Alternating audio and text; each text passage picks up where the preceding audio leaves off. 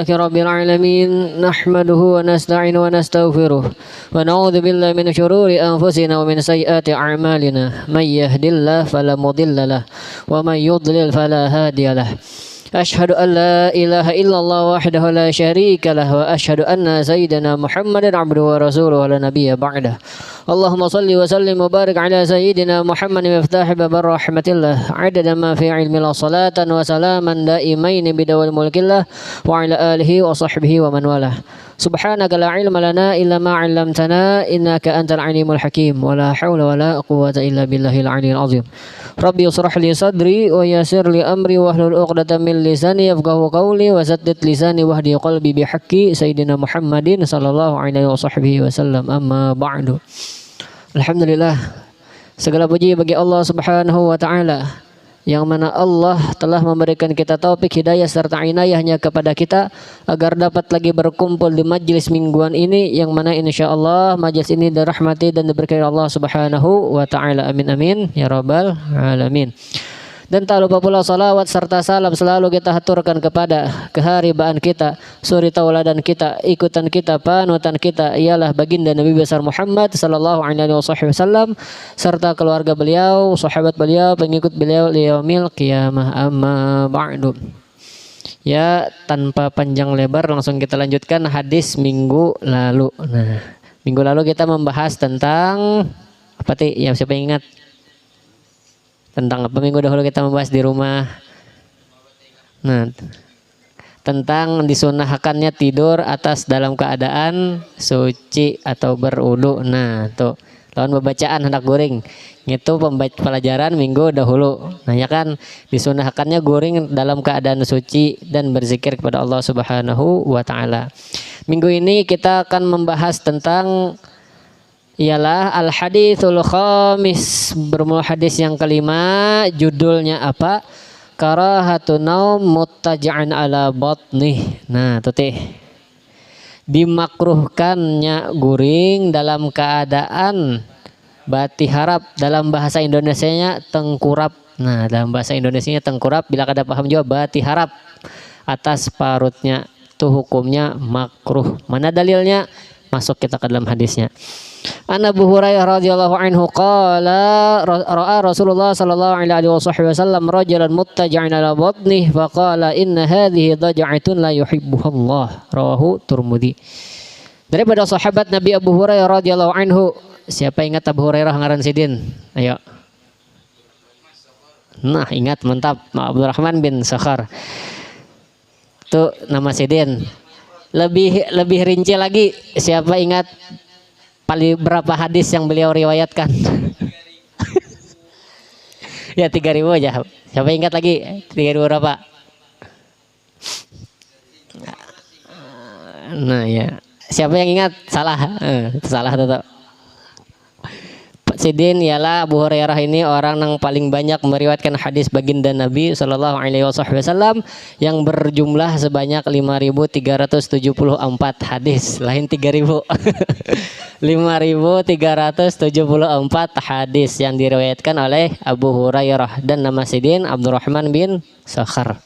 Waktu zaman jahiliyah nama sidin siapa? Abdullah bin Syams. Nah, nama sidin waktu jahiliyah. Waktu sudah masuk Islam nama sidin Abdurrahman bin Sakhar.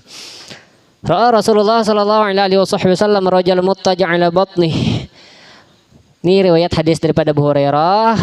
Melihat Rasulullah sallallahu alaihi wasallam seorang laki-laki guring dalam keadaan batiharap atau tengkurap atas perutnya. Ini bedalah betilantang lah ini. Ini kisahnya batangkurap nih. Atau batiharap atas perutnya. Faqala, maka Rasulullah bersabda, inna hadhihi daj'atun la yuhibbuha Allah. Bahwasanya cara guring nangka ini teh yang batiharap tadi, batangkurap tadi tidaklah Allah cintai, tidaklah Allah sukai. Bila Allah kada suka artinya apa? Allah benci. Bila benci itu jadi hukumnya apa? Makruh. Makruh itu kan sesuatu yang dibenci Allah Subhanahu wa taala. Sesuatu yang tidak disukai Allah itu hukumnya makruh, yang dibenci Allah. Inna hadhihi daj'atun la yuhibbuhallah. Bahwasanya ini cara guring nangka ini batiharap atau tengkurap ini tidaklah Allah menyukainya. Meriwayatkan hadis ini ialah Imam Tirmidzi di dalam kitab Jami'ut Tirmidzi nomor 2768 daripada sahabat Nabi Hurairah radhiyallahu anhu. Dalam ilmu kedokteran pun mengatakan bahwasanya orang nangguring dalam keadaan tengkurap atau bati harap tadi banyak mudaratnya dalam ilmu kedokteran. Ini bukan cuma hadis baginda Nabi. Dalam ilmu kedokteran pun banyak mudaratnya. Di antara mudaratnya ada 6 poin. Pertama, orang yang kebiasaan guring bati harap itu nyeri leher dan pinggangnya, ketujuh sakit. Orang guring bati harap tuh bila ketujuh sakit pinggang, sakit gulu, ya tuh ketujuh guring bati harap. Nanya bang tuh tanda-tandanya. Karena dalam ilmu kedokteran mengatakan orang yang karancakan guring bati harap selakas sakit pinggang lawan sakit leher, tuh pertama. Yang kedua, mudaratnya apa? Guring bati harap tadi kesulitan bernapas. Coba ya, orang guring bati harap tuh tangalih bahinak gara-gara tatikin dada. Coba orang guring bati lantang kah? Apalagi awak lamak bisa bati lantang kan? Nyaman benar ya. Nyaman benar kalau ligar bahinak. Nah, orang bila bati harap tuh ngalih bahinak tatikin dada tuh ilmu kedokteran mengatakan demikian. Yang kedua, kesulitan bernapas. Yang ketiga, nyeri wajah dan keriputan. Nah, ketahuan misalkan masih muda, muha pina kayak menuha atau ketujuh guring bati harap. Nah, itu ilmu kedokteran mengatakan demikian. Orang nang ketujuh guring bati harap jar ilmu kedokteran muhanya nih lakas keriput. Apa muha nang kayak keriput-keriput kayak apa tuh? Poros lah. Nah, itu tuh lakas batuha ajar orang yang guring bati harap itu dalam ilmu kedokteran. Yang ketiga itu mudaratnya. Yang keempat apa lagi? Yang keempat, gangguan pencernaan, ibarat bakamih kah atau apakah ngalih, gara-gara kan tahu jabuhan pian kan kurang guring bati harap tatikin. Yalah, gara-gara bagian muka ya kalau. Nah, ibaratnya kan yang keempat mudaratnya gangguan pencernaan. Apakah bisa karena penyakit batu marin kan bahaya kan. Bila sawat karena batu marin tuh ya sakit tiba kami. Ya kalau kayak ada yang menahan padahal kareda. Nah, kayak betul Nah, tuh hati-hati diantaranya ya ketujuh guring bati harap tuh mudarat yang keempat. Mudarat yang kelima ini untuk perempuan. Mudarat yang kelima ini untuk perempuan bisa menyebabkan kanker payudara. Nah, misalkan guring ketujuh bati harap bisa menyebabkan kanker payudara. Ini mudaratnya untuk perempuan, hati-hati lah. Yang binian goreng ading gak kakak dipadahi misalnya rancak goreng bati harap itu bisa menyebabkan gangguan atau kanker payudara. Dan yang keenam memicu migran. Yang ketujuh sakit kepala sebelah tuh nah tuh goreng bati harap. Nah tuh tandanya juga goreng bati harap tuh maulah rancak migran dalam ilmu kedokteran. Pas jakan hadis Nabi kan Rasulullah Allah membenci guring bati harap. Rasulullah membenci, ternyata mudaratnya banyak, diantaranya yang salah disebutkan tadi. Nah, luar biasa hadis Rasulullah ini makan maka di zaman Rasulullah kan kada ada ilmu medis apa-apa, tapi Rasulullah sudah tahu mudaratnya guring bati harap itu dan Allah pun kada suka, pasti ada sesuatu yang dimudaratkan. Nah, pas ternyata di ilmu sekarang ada ilmu kedokteran sudah ternyata mudaratnya lumayan banyak. Nah, maju lagi kita menyambung hadisnya. Sababul wurudil hadis, sebab datangnya ini hadis. Nah, banyakannya ada sebab nuzulul Quran ya, sebab turunnya ayat, sebab turunnya Al-Quran. Nah, di sini hadis pun ada. Kenapa jadi hadis ini turun? Kenapa jadi hadis ini disampaikan baginda Nabi? Ada sebabnya. Nah, sebabnya apa?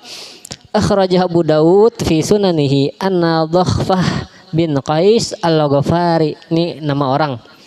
Anna Dhakhfah bin Qais al-Ghafari radhiyallahu anhu wa kana min ahli suffah. Qala bainama ana muttaji'un fil masjidi minal sahari ala batni. Nah, diriwayatkan hadis daripada riwayat Imam Abu Dawud di dalam Sunan Abu Dawud bahwasanya sahabat Nabi yang bernama Dhakhfah bin Qais al-Ghafari radhiyallahu anhu. Dhakhfah ini termasuk daripada orang ahlu suffah, yang mana kita tahu yang dahulu kan hadis tentang Abu Hurairah termasuk daripada ahlu suffah.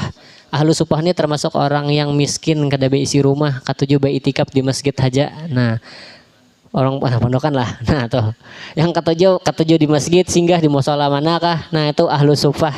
Wah ini bahasa wahininya kan orang itikaf aja, ketujuh itikaf ke sana kemari itu. Nah tuh ahlu sufah zaman dulu kan Abu Hurairah diantaranya lawan Tukhfah bin Qais al-Ghafari termasuk daripada ahlu sufah.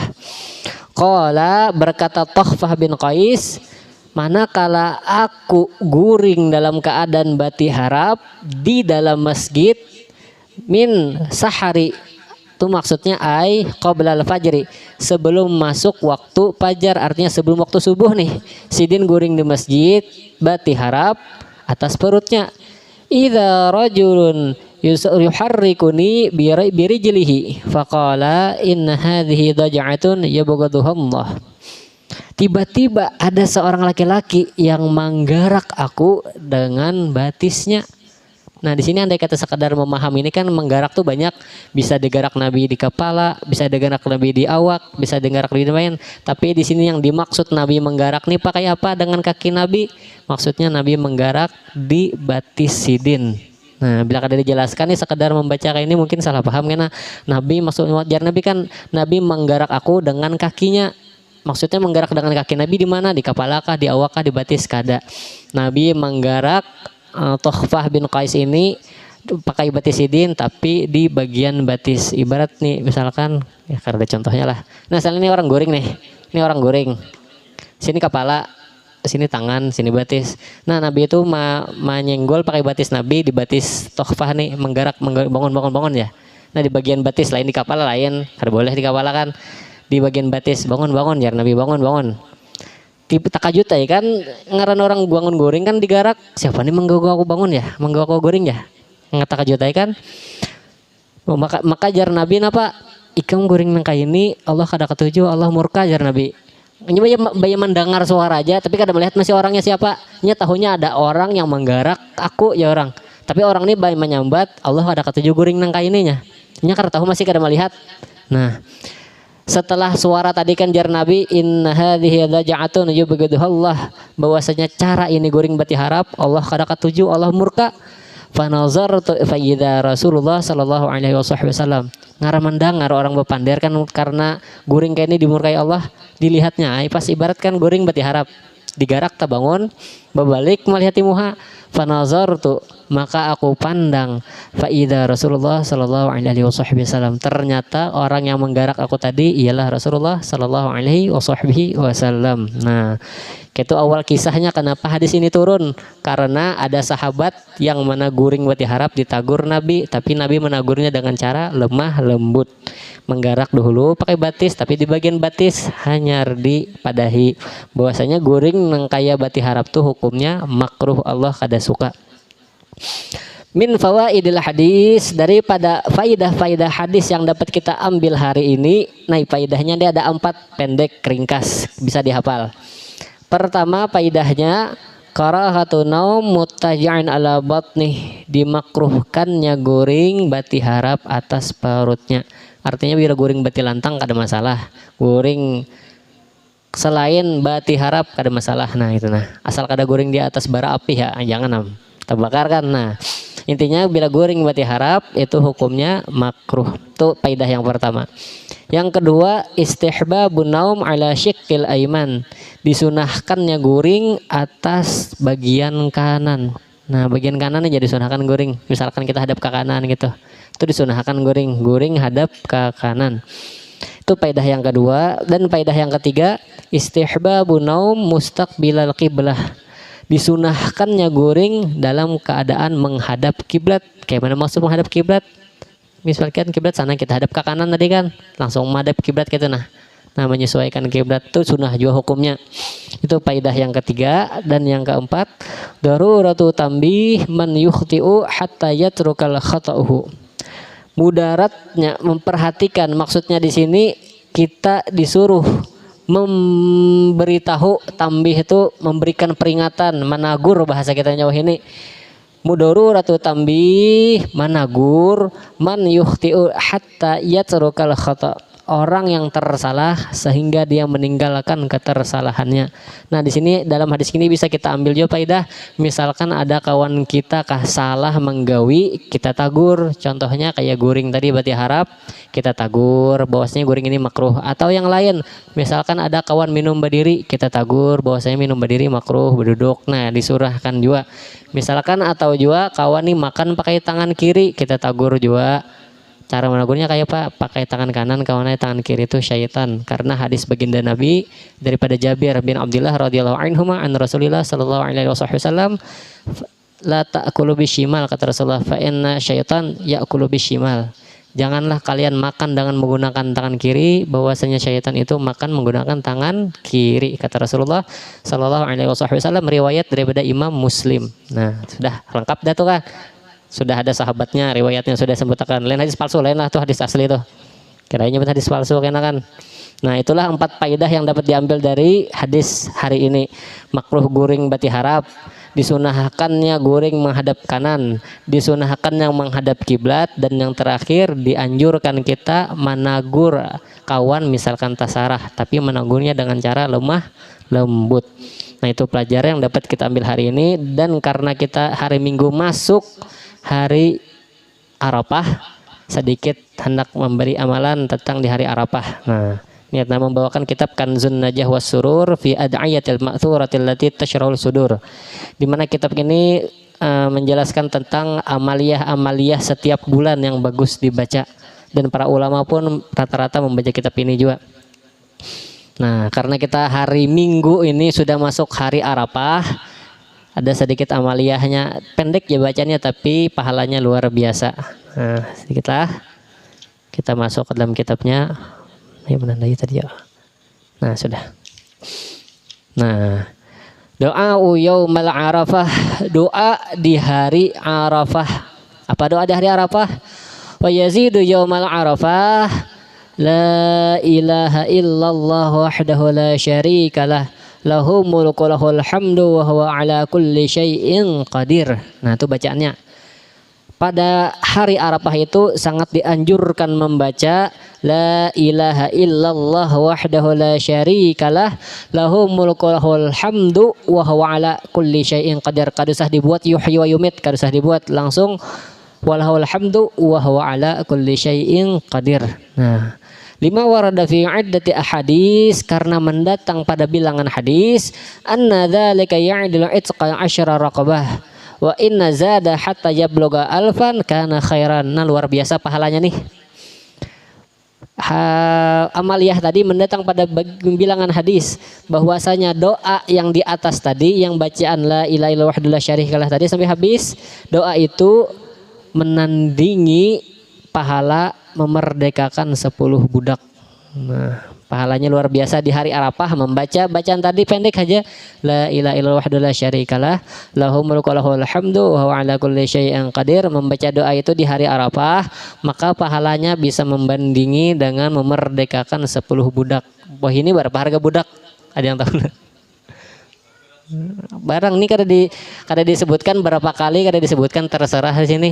Tapi jar musannif wa in zada, jikalau bisa lebih, artinya dibaca 100 kali, misalkan lebih. Hatta nih bila debitan di sini kan bacaannya 100 kali, dari guru kami dahulu menyebutkan 100 kali jar sidin. Atau ini tapi dari kitab musannif kada disebutkan berapa, tapi dari guru kami jar sidin 100 kali ya. Sehingga hatta yabluga alfan kana khairan, tetapi bila hendak menambah daripada 100 misalkan sampai 1000 kali kah, itu lebih bagus, kata musannif pengarang kitab Kanzun Najah was Surur. Selain amaliyah itu apa lagi? Ada lagi satu. Wa fi kitabi da'wat lil mustaghfiri haditsun an Ibni Abbas radhiyallahu anhuma man qara'a qul huwallahu ahad alfa marratin yauma arafah u'tiya ma sa'al. Nah, nih mantap nih. Tapi baliuran Mang Yoni membacakan. Nah, disebutkan di dalam kitab Da'wat lil Mustaghfirin haditsun, sebuah hadis disebutkan an Ibnu Abbas radhiyallahu anhuma, daripada Ibnu Abbas radhiyallahu anhuma. Nah, di sini hadisnya disebutkan daripada Ibnu Abbas langsung man qara'a. Nah, kayak seolah-olah Ibnu Abbas yang berkata kan, bukan baginda Nabi. Nah, bila di dalam ilmu usul hadis itu sudah ulun sambat minggu dahulu ada 3 pembagiannya ada hadis maqtu, ada hadis mauquf lawan hadis marfu'. Bila maqtu itu hadisnya cuma sampai sanadnya sampai tabi'in. Sedangkan bila mauquf ujung-ujung sanadnya sampai ke sahabat. Contohnya kayak di sini. Sahabatnya siapa? Ibnu Abbas. Bila marfu ya hadisnya sampai ke baginda Nabi sallallahu alaihi wasallam. Nah, tuh hadis perbedaannya ada hadis maqtu, mauquf lawan marfu'. Nah, sedikit kan siapa tahu kan kau ingat kan kau maman dari orang enggak kan kisah-kisahnya nih. Nah, di sini hadisun an Ibnu Abbas radhiyallahu anhuma, daripada Ibnu Abbas radhiyallahu anhuma, jarsidin man qara'a qul huwallahu ahad, barang siapa membaca surah Al-Ikhlas 1000 kali di hari Arafah, maka dia akan diberikan apapun yang dia inginkan. Artinya bila imam membaca amaliyah ini di hari Arafah membaca Al-Ikhlas 1000 kali, ada pertanyaan, boleh membaca Al-Ikhlasnya apakah secara berturut-turut kah? Hendak kredit kan masalah. Nah, kredit kah putus-putus kada masalah. Kan dimulainya kan amaliyahnya nih mulai malam minggu kayaknya. Kan hari Minggu hari Arafah. Nah, mulai malam Minggu kah membaca misalkan Al-Ikhlas kredit nih malam Minggu 100, misalkan siangnya berapa. Nah, membaca sampai 1000. Mbah tuh setelah membaca ini, tsumma yad'u bi ad'iyatin arafata masyhuratil ma'rufatil madhkurati fil manasik wa yukarriru kulla da'i thalathan. Kemudian dia meminta apa yang dia inginkan, insyaallah apapun yang dia pinta akan dikabulkan oleh Allah Subhanahu wa taala. Nah, tapi dengan syarat membaca Al-Ikhlas 1000 kali. Hendak minta babini dibisaan. Masih jomblo kan? Siapa tahu Mbah ba amaliyah ini timbul datangin. Kada tahu juga kita kan. Nah, dua apa aja dulu. Nah, gitulah. Ini amaliyahnya pertama tadi membaca la ilaha illallah wahdahu la syarikalah lahul mulku wa lahul hamdu wa huwa ala kulli syai'in qadir, bebas berapa kali, tapi dianjurkan 100 kali sampai 1000 kali, terserah misalnya kada mampu barangai asal terbaca. Yang kedua amaliyahnya membaca surah Al-Ikhlas 1000 kali, setelah membaca itu bebas hendak minta apapun yang dia inginkan, insyaallah dikabulkan Allah Subhanahu wa taala dengan berkat hari Arafah. Karena hari Arafah itu hari luar biasa. Nah, mungkin sekian yang dapat ulun sampaikan. Salah khilaf mohon dimaafkan. Wabillahi taufiq wal hidayah wa ridha wal inayah. Wassalamualaikum warahmatullahi wabarakatuh.